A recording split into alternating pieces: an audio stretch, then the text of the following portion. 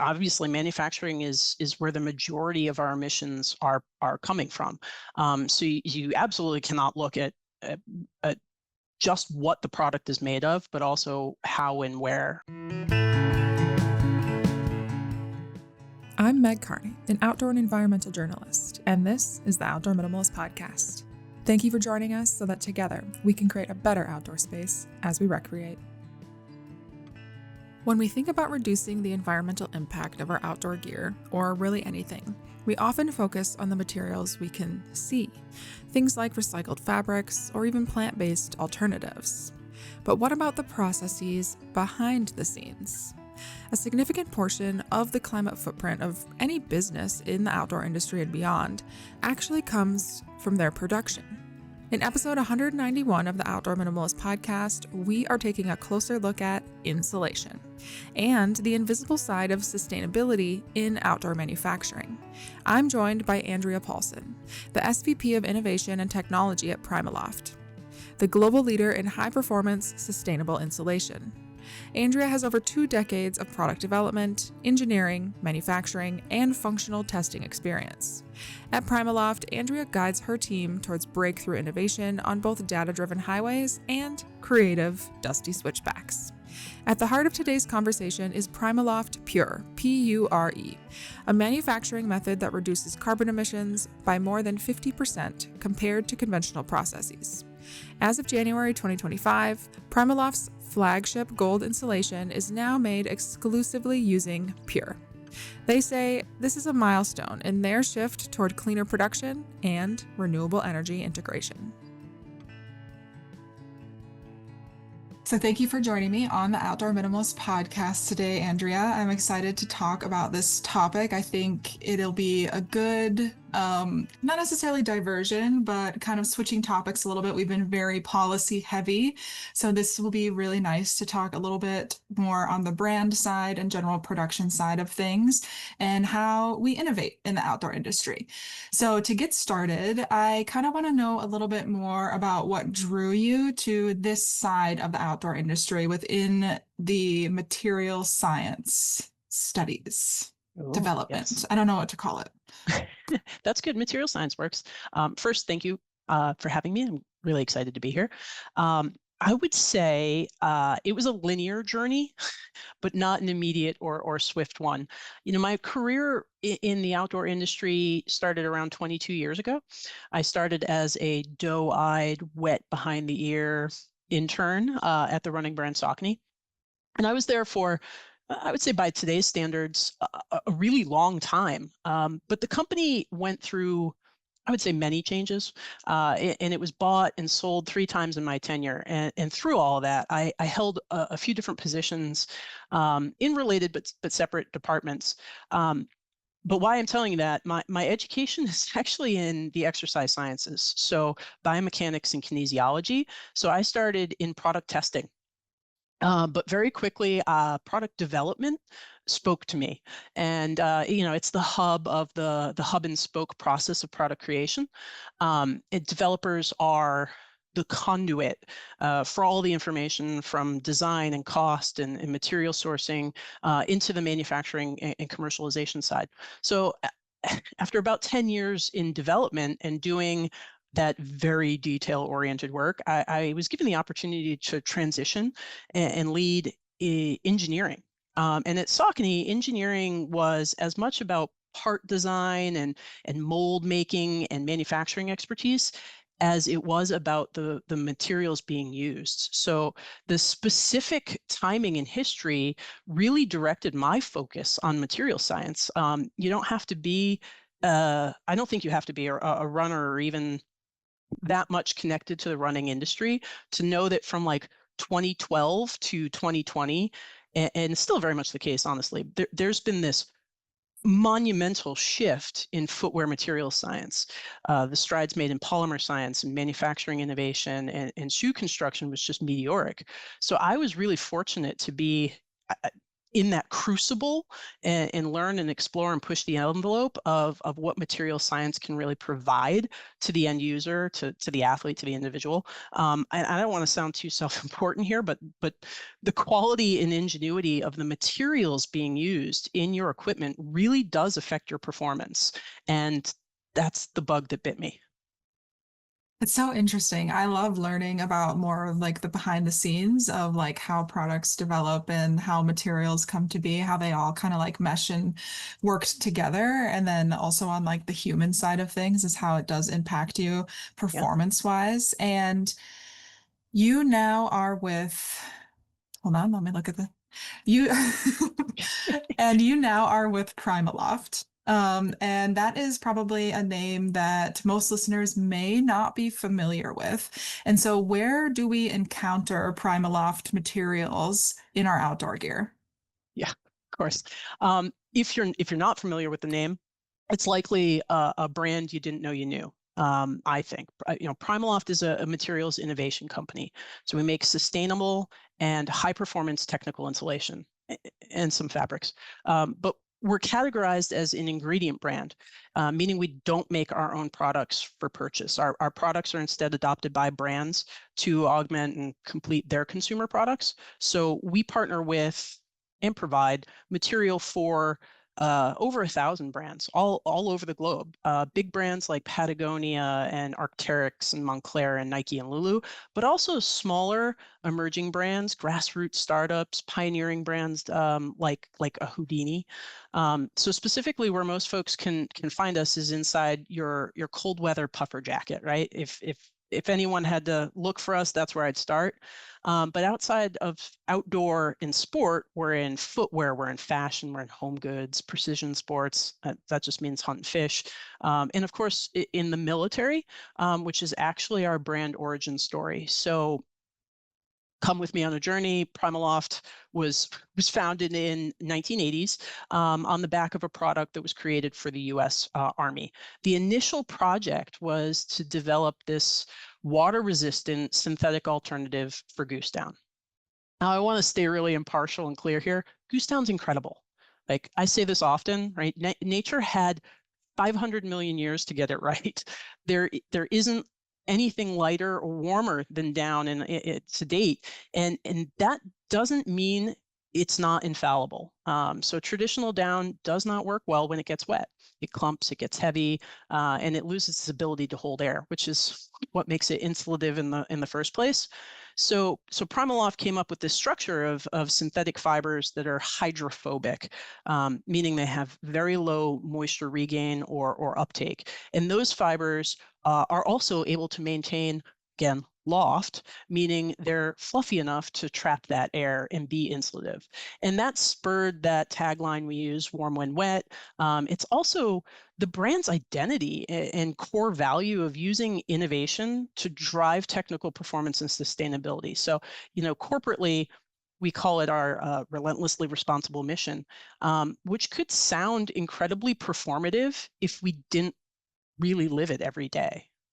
So I think PrimaLoft is a great brand, and you should get to know it if you don't know it. And it is PrimaLoft, not PrimaLoft. I know I had to go back in my brain of like, how do I pronounce this again? No, that's really interesting to get to know kind of like the history of like how it's developed and then how it has maybe like changed and evolved over the years. And I would say that the bulk of our conversation is likely going to revolve around your PrimaLoft Pure, so Pure, what it is and kind of like what it is changing in the insulation industry and production. And so let's just start off by kind of breaking down what is Pure, what does that stand for, and why was this an innovation that PrimaLoft felt like it was necessary? Of course, absolutely. So first off, PURE, Pure, stands for produced using reduced emissions. So innately, that makes PURE a manufacturing method that reduces somewhat drastically the emissions outputs during the production of our insulations. So traditionally, the manufacturing methods of the past few decades have relied on fossil fuels to power the equipment during the process, the manufacturing process. And the older equipment let's be honest, it wasn't focused on being efficient. So what PrimaLoft did was work collaboratively with the factories to prop up and streamline production to utilize renewable energy and more efficient electric powered equipment. All right. So that sounds great, right? All right. What's the big deal? You upgraded machinery and attached some solar panels to the roof. Well, that's true. I want to add a little bit more color, and I want to break it down further by really tackling two separate topics: the energy aspect and then the efficiency aspect. So from the energy perspective, or think of it as power consumption point of view, look to the grid, right? Wherever you can, we're pulling from solar panels or wind turbines or hydroelectric, and that's often localized to the factory level, right? So literally the solar panels are on the roof, but renewable energy can also be pulled, specifically pulled from the grid. So much like you can specify what energy source you want to power your home with, we're intentional with how we power our factories. And if you didn't know you can do that, you can. In most places in the US, you can call your power provider. I'm in National Grid, and specify what source energy you want to be delivered to your home. So perhaps that last bit sounds like a technicality, but I assure you, this creates demand and calls upon the municipalities and the governing bodies to keep up with and drive that green energy consumption. Something else to consider around this power: renewable energy is often seasonally dependent. So it depends on the production location. You have to contend with monsoon season and other climate variables, and it might not sound impactful, but you can swing in demand by 20 to 30% or more, just weather-wise. So that's energy. From efficiencies perspective, in the manufacturing of insulation, you're making yards and yards, or meters and meters if you're metric, of just like giant sheet batting that rolls in at the end of the line. Or tons and tons of bags of loose fill down like plumes. So you need giant machinery that's the length of a basketball court and 2 or 3 stories tall, and sometimes. So first you have to handle these fibers and the blending of the materials, and then you have to orient them into a direction, and then you have to assemble everything into something that is going to be manageable for a cut and sew factory to turn them into a garment or a product. So this is a massive process, right? It's thousands of variables and programmable logics to create this quality output. So yeah, at the core, anyone can say like, just use newer electric machines that use less power, obviously. But what we're really tackling, and what we're really talking about, are all of those variables. So wherever ovens can be turned down so that heat generation is less, or wherever belts can be sped up to make the process faster or and thus shorter, right? Or wherever those belts can be turned and slowed down. So again, saving energy. And how do you do that without altering or devaluing the product? I promise you, it's both more complicated than it sounds, and yet still the easiest place to start your sustainability improvements and progress. But just to sort of round out the topic, products made using PrimaLoft Pure manufacturing reduce carbon emissions by 50% or greater compared to the traditional manufacturing methods. And that or greater that I add in on the end, from like a legal perspective, is because of that weather dependency that I touched upon. So again, most of the time it's actually higher than that, but 50% or greater, it's sizable. Yeah, that is a really big percentage difference. And if someone listening has been listening to the podcast for a long time, then they'll know that we talk a lot about kind of like where in the supply chain a lot of the climate impact and kind of like emission impact is coming in production.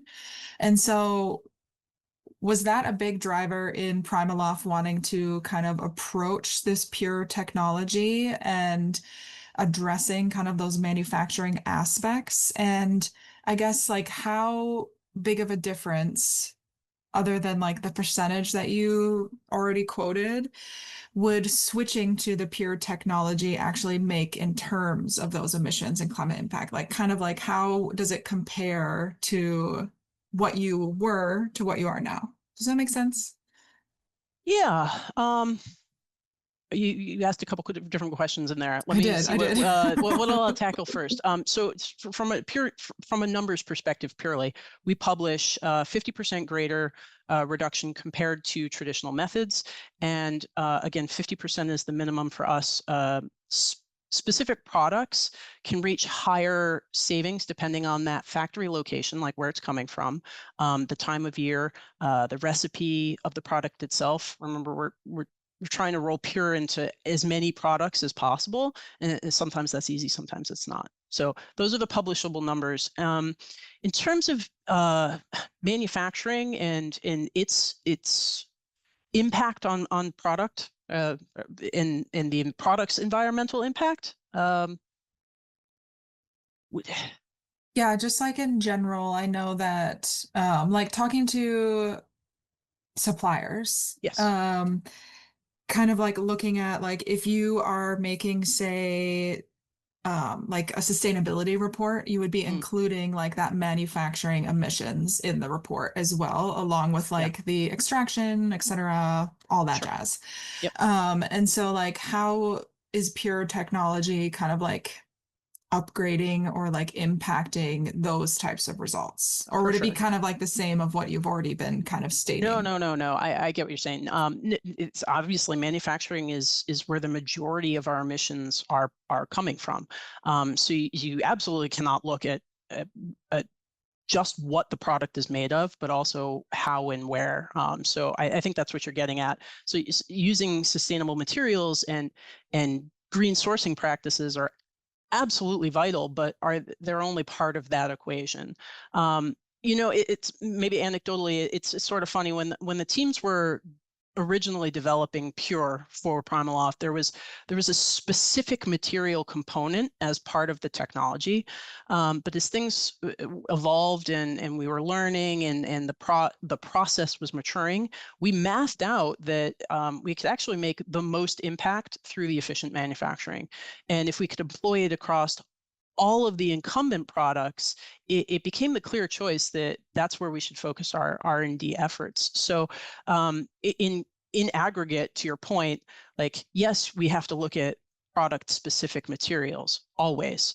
But what's really great about Pure in the manufacturing aspect is you can roll it on top of everything. So you're enhancing the incumbent product with the application of this technology rather than just focusing on LCAs of specific materials and just focusing on your logistics outputs, et cetera. So it's nice to be able to do something all at once, like a big chunk, a big bite out of something, rather than all of the piecemeal. As you know, on the converse side, it's often death by 1,000 cuts. And same thing, it's very hard to just eat an elephant bite by bite. So having a manufacturing punch like this is, I think, where the true benefit comes from. I think that gets to the root of your question. Yeah, 100%. I don't know why sometimes phrasing questions is not my strong suit. So Oh, that's why I have to have notes. So please. thank you for that explanation. But I mean, if you think about manufacturing and then like the PrimaLoft Pure, it obviously took some time to like roll this out and introduce it even in your own product manufacturing. And so what challenges did you kind of navigate along the way? And is this scalable? Yeah, there are definitely some challenges. It's hard. Um, I think I already mentioned, renewable energy sources like solar, wind, and et cetera. They're dependent upon the region's overall climate and seasonal weather patterns. So, and quote unquote acts of God. And not all factories are capable of or ready to be equipped with their own renewable energy sources. It's expensive and it's timely, and to both set up the logistics and to update the equipment, it requires really great partnerships and often subsidizing the equipment costs and product costs. We haven't gotten into that yet, but PrimaLoft is trying to cover the costs incurred here so that this is something that's layered onto the product, like I said, because it should be done, not because it's a business reason. So Scalability is tricky. We're hoping to help build these blueprints so that others can follow along. But each location, each factory, each product, it's all still pretty bespoke and specialized. So again, pros and cons. The scalability of it all is a real point to contend with. And that's why it's been years that this program has been growing for us, and we keep adding more, and we're going to continue adding more and more. Mm. Yes. Yeah, I think with the like different types of products and the product sets, like you're saying, it would kind of have to be like modified and changed to kind of like adapt to that machinery. Is that kind of what you're saying? It could be. It could potentially be. I mean, for us, it is. I'm trying to keep and think of other brands and manufacturing processes in mind. But if I was speaking to other brands, it's not easy, sure, but it's potentially really impactful.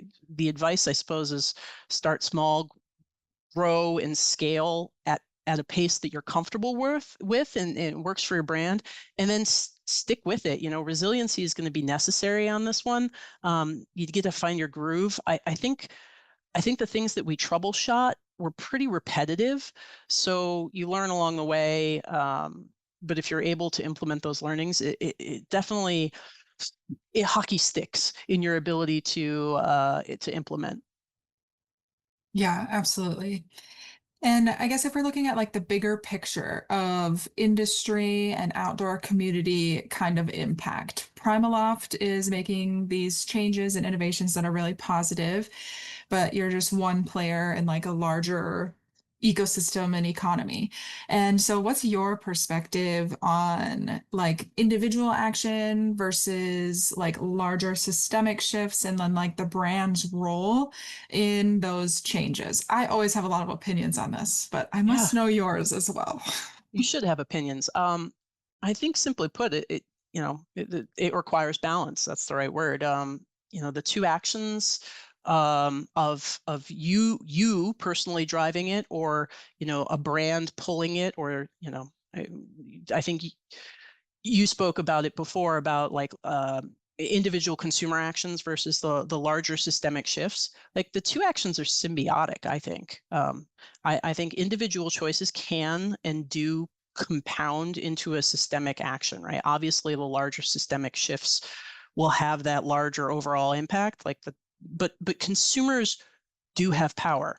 Like I mentioned before, with the power you choose to source for your home, you drive that demand. You drive the companies to source and meet that demand. You drive the changes in logistics and systems that are needed to support it. So on the converse side, again, reducing demand on product creation is also power. It's cheesy, but you can be that change on both sides. It's it power in numbers for sure on that topic.